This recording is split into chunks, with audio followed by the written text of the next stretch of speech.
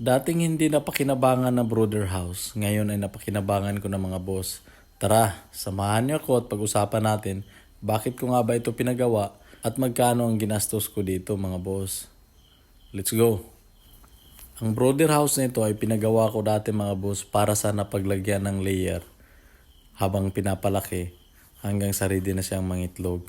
Ngunit hindi ko ito napakinabangan dahil nga tumigil ako sa pagliliyer mga boss. Medyo malaki-laki din ang ginastos ko dito mga boss. Kasi kung magpagawa ka nito, lahat-lahat dati tinutal ko 80,000 ang ginastos ko mga boss. Kasama na dyan yung wiring, pati mga breaker niya, mga switch, lahat ng mga cabling ginamit, tapos yung mga kulungan na yan, labor, kaya malaki-laki talaga. Tapos hindi lang siya napakinabangan mga boss kasi tumigil ako sa pagliliyer. Kaya ngayon naisip ko nung habang nasa bakasyon ako, bakit hindi ko subukan lagyan ng broiler kasi marami na mga naghahanap ng broiler. Kaya yan, yun sinubukan ko, nalagyan ko ng 100 nung December. Awa ng Diyos, mabilis naman naubos yung 100, tinirahan ko lang ng 10 piraso para naman pang konsumo ko. Kaya dyan sa loob, meron pang 10 piraso dyan sa unang batch na binili ko mga boss. Tapos no, naglagay na ako ng pang second batch, bali magto 2 weeks na siya. At pagkatapos nun, after 1 week, nilagyan ko naman siya ng third batch. Bali, almost 1 week na rin yung third batch mga boss. Yung ginagawa nila dyan ni Boss Ray, naglalagay sila ng para mapaglipatan namin ng mga feeds mga boss. Kasi papatayo ko yung dalawang kahon dyan na nakalabas pa. So ayan, maganda naman yung pagkatirada nila mga boss kahit hindi yan gumagamit ng libel. Mata pa lang parang libel na ang ginagawa ng mga choy na to. Tapos kung pumukpok talagang professional ang dating. Pero mo hindi ginamitan ng mitruhan sa kalibel yan. Na ayos pa rin yung dating. Joke lang yun mga boss. Ayan, malapit na matapos ang paglagyan dyan ng mga feeds ko ang mga boss kasi nandun pa yung feeds sa gitna. Nakabalandra pa lang. Kabakot sini. Para mo tupi ba?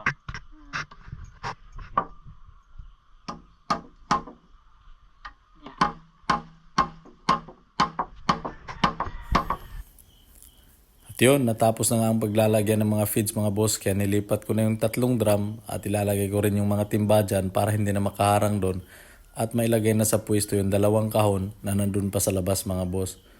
So ayan, ayos na ayos talaga, swak na swak yung pagkagawa. Talagang mapakinabangan na ito mga boss.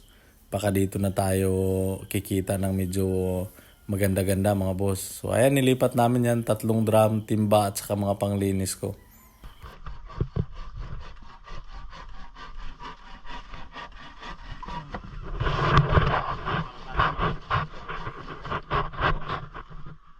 Kana. Guwapo, guwapo, guwapo. Liwat, liwat, liwat sa.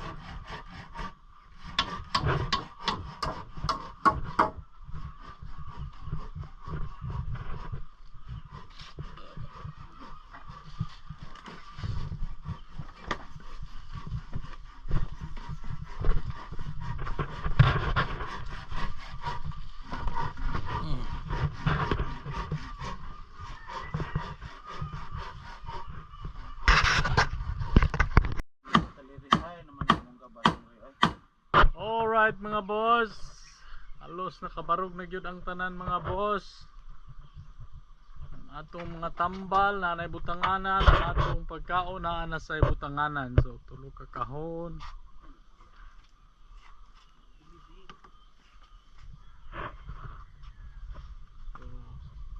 Good, good.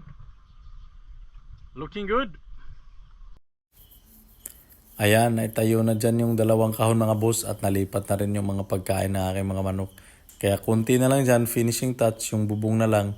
At pagkatapos, lalagyan na lang ng net sa palibot para hindi makapasok yung mga aso mga boss. So, okay na mga boss. Nakumang gyud siya. So, very beautiful. Sudlan gyud ni siya. Nice, nice.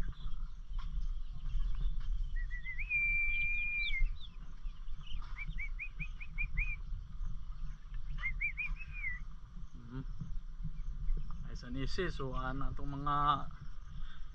mga feeds kina adre. Right. So, itong mga tambal. Okay.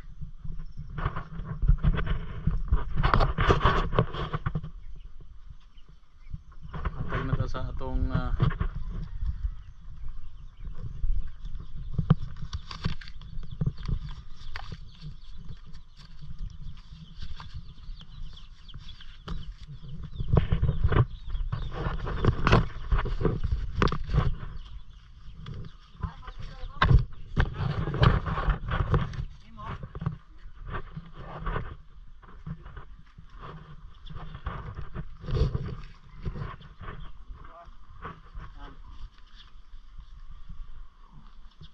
Diri Pons kay Manuel Dota Pons.